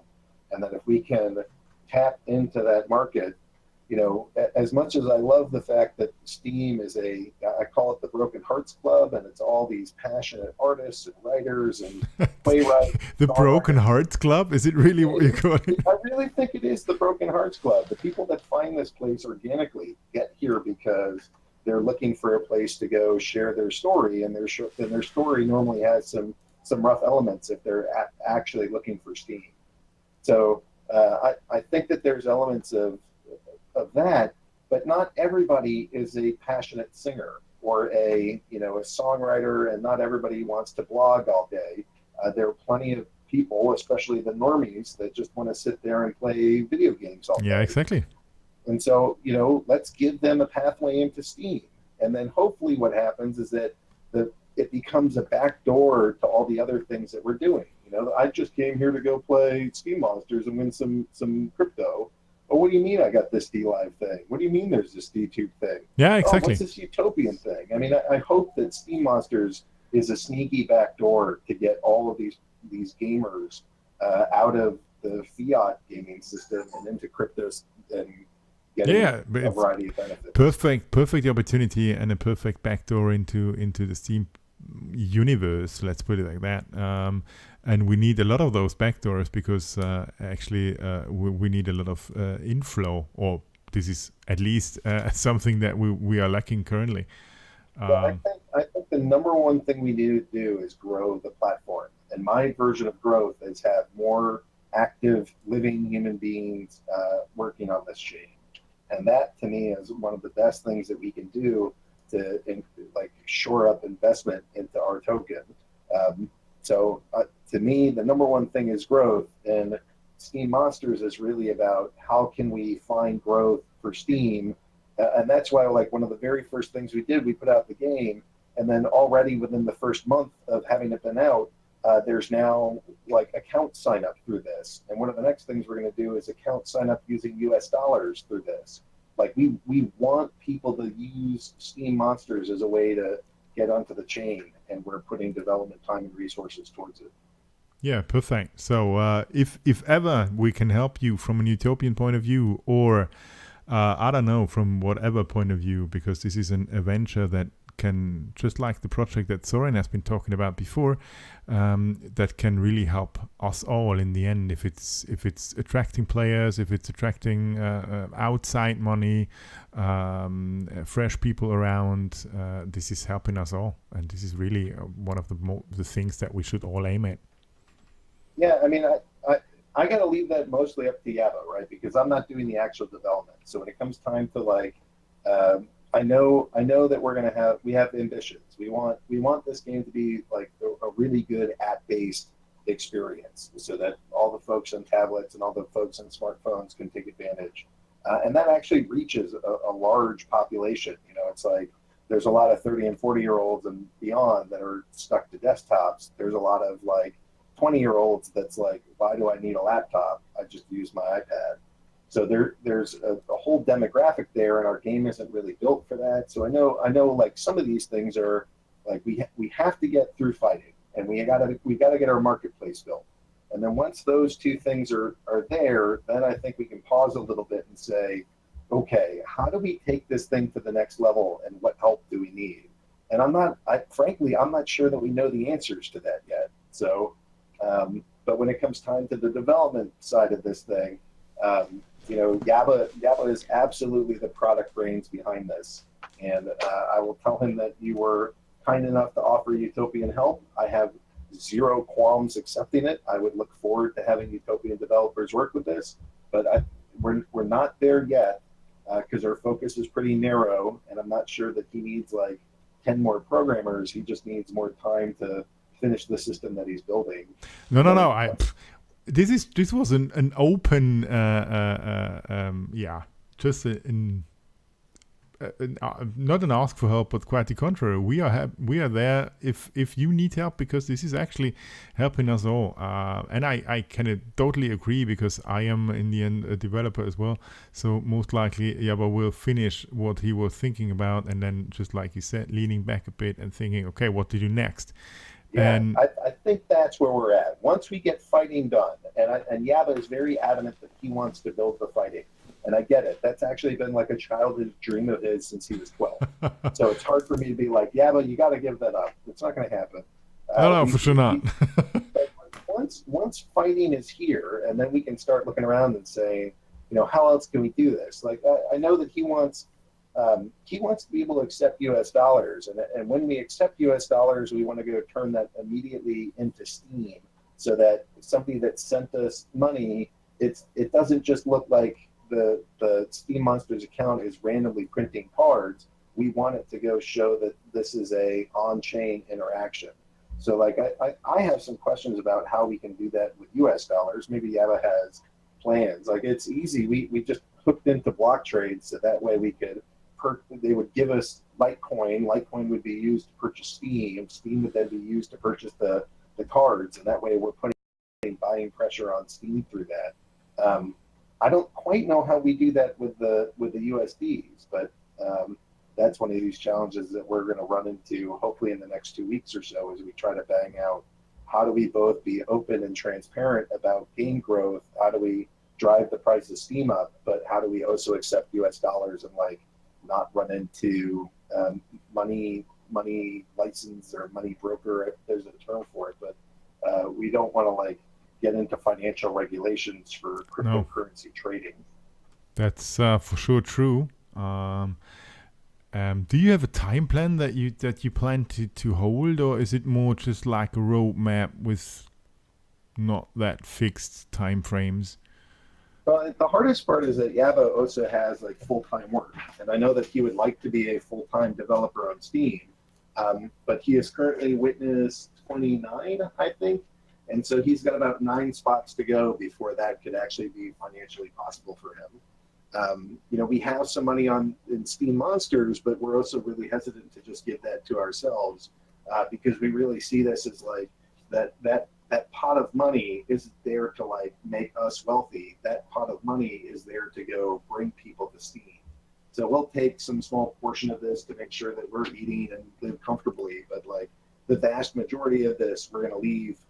And not just leave, but like funnel back into large prize pools because like there's already tons of people that like playing Hearthstone and stuff. But imagine if there were like tournaments where you were winning $5,000, the prize pool were in the thousands of dollars, and it was happening every week. Like I would imagine that there'd be more people willing to play the game. Yeah, absolutely, absolutely. They'll do it without it. Like in my town, they have Magic the Gathering tournaments, and like they win mouse pads, like a big mouse pad or a game pad. Now, these things are like $20 to $50. If like the winning thing was like $5,000, or like I could just imagine how that could be a real boon to dragging people into the Steam ecosystem who have they don't give a shit at all about crypto or us or anything, but they care about money and they like playing games. My guess is that could be a draw. Yeah, perfect. Oh, I forgot the 4th of July. Happy 4th of July to all US residents, obviously. And thanks for the reminder, reseller. Yeah, so actually we are all looking forward to see a stronger community accent or a stronger community action in Steam Monsters. I sure agree that if Jabba has taken this as his own baby and wants to bring this live himself, I can agree that this sometimes is necessary, but for sure we can see I hope that we can see a lot of development going on there. Because yeah, I mean he's adding updates pretty frequently. So I mean like I my thinking is that maybe this week or sometime next week we'll have a market that's operating, And when we do a market, we'll take a small percentage cut of all the sales on the secondary market for people who bought packs and want to trade their cards. We'll take a small amount of money, and that too is going to go help pump these prize pools up. And that's one of the big ones. We're going to do US dollars soon too. And fighting with, like, we have our public goal for fighting is September. We have a stretch goal to actually have that happen sooner, or at least get some alpha fighting out before then. But like September is our normal goal. Prior to that is our stretch goal, and like end of the year would be we're lagging behind goal. And like, you know, if it's going past December, then that's our, oh shit, we're way behind kind of timeline. Yeah, well, you know, in the end, you already had quite a huge success. People are now really waiting, and they are happy with the things that are around. If you can bring the marketplace on as soon as possible, it for sure will also boost the current usage of the cards, and for sure the people will be around until September, or maybe longer, to see the cards really in action. Because, you know, they are players. and hopefully during that time, people are going to keep contributing stories to us. I mean, my favorite story, my favorite short fiction story that I've read in 2 years on Steam is actually a story by Road to Nowhere, who was writing about the Twisted Jester, and just submitted this thing just randomly. But it wasn't like a contest or anything. It was just fan fiction. It was so good, we put it right into the card game. So that's sort of like what I hope to be doing. You know, like some of the legendaries, I'm probably going to go take those on myself. But for a lot of the rares and the commons, we're going to accept stories from the audience to go like create what is the backstory of all these different cards. So there's contests for that happen every single week, and people here are going to get to develop that. You know, we called Bernie Sanders was the first one to get all the cards. So we call that Feed the Burn. And then the burn is actually going to be in the game as sort of this like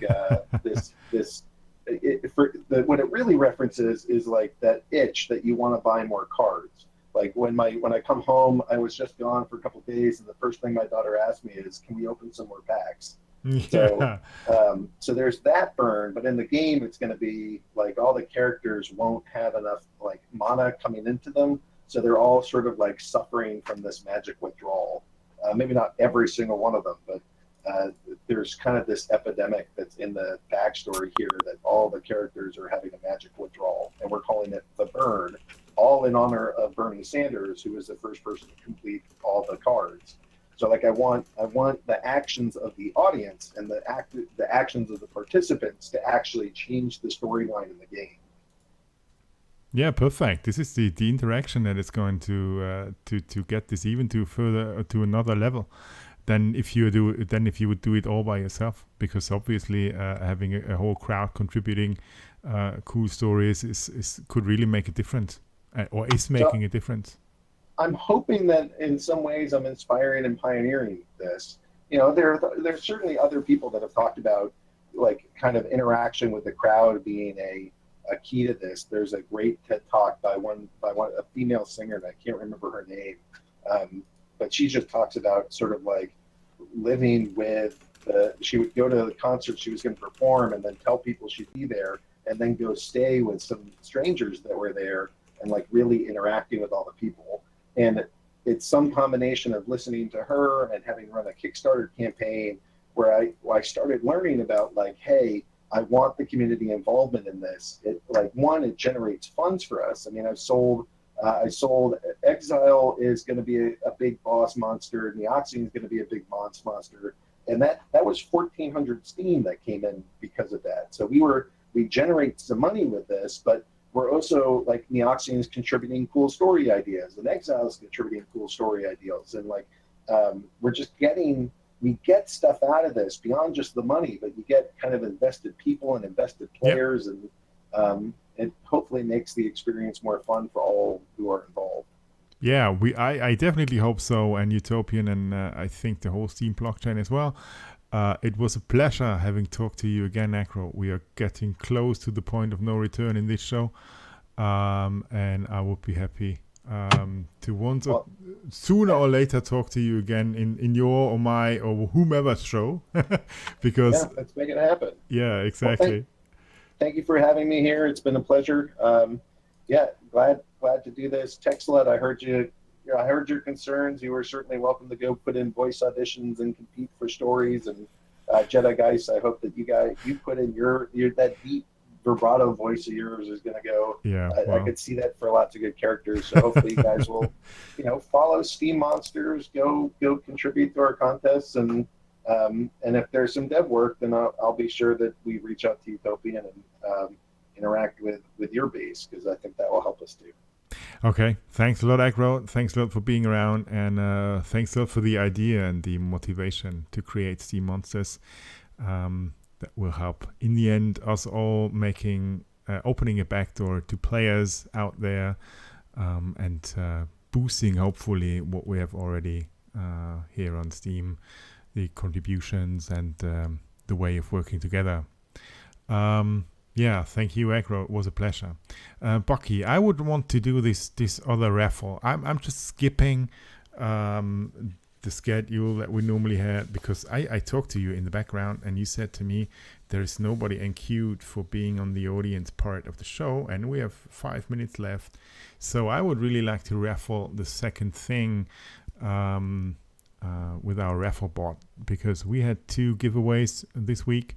One was the Udemy thing, and the other was this humble bundle of cybersecurity software.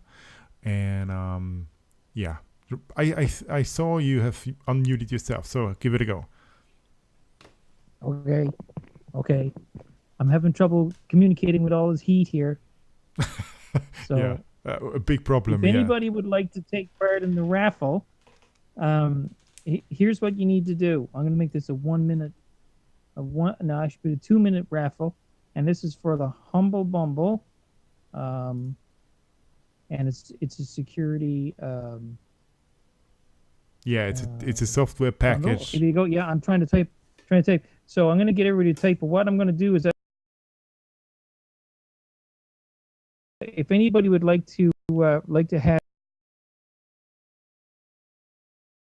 mailed to them a lock of Jan's hair, then please type in, please mail me some of Jan's hair into the text window, please, and you'll be entered into the draw. But you won't actually get any of his here. You just want some. We don't have the facility to be able to send you any of his here, although it would be nice. I'd certainly like to have some of his here. Yeah, in pink. Yeah, mailing my hair in pink. Here. I don't know if you really should go down that road too much, because I sooner or later I'm running out of things to cut from my body to send to somewhere. We also have up on the docket, we have some leg hair as well, so you can ask for some leg hair. But you need to type it in, because if you don't type in something, then you won't be in the raffle, because the bot only recognizes people who write in something. Oh, Roxanne, this is so true of you. Come on, Tarico, come on. It's not that kind of show. Oh, yeah, no leg hair, please. Zombie Bunny, that's Tarico. Come on here. You got to leave that to the Wadiat show. Oh, we didn't have the F word today. I'm really proud of us. No. Yeah. There was no F word. F-bombs. Yeah. Proud. Ilana, I'm proud of you especially. I called myself a bitch. Oh, yeah, you did. Okay, just forget about it. Just forget what I said. It was slutty and bitchy and whatever. So it's... pink. And pink. Pretty in pink. And I should also add that between the D Live and in here, we've had 50. We've had consistently around 50 listeners today. Oh well, this is crazy. Applaud, and thanks to all of the crowd that has been listening in. I'm just now moderating off, and the bot will post the result of the raffle when he's done. And it's almost done. It has been a great show. Here we go. It has been a great show, and I thank all of you, Bucky, Ron, Globo, Texlot, Sorin, and Hey, Akron, and Lemau. Woohoo! Can we talk about this hair thing later on? And thanks a lot for being around. I will coordinate with you later about how to collect your prize. Thank you. Thanks a lot for being around, and see you next week for another show. By the way, Lemouth is going to join us next week talking about his great endeavors that he put on this blockchain as a project. It will be great. Thanks a lot for you being around. Thanks a lot for having this raffle bot to yes, TM Quem. He's called Victor. And thanks a lot to all of you being around and listening in and asking cool questions.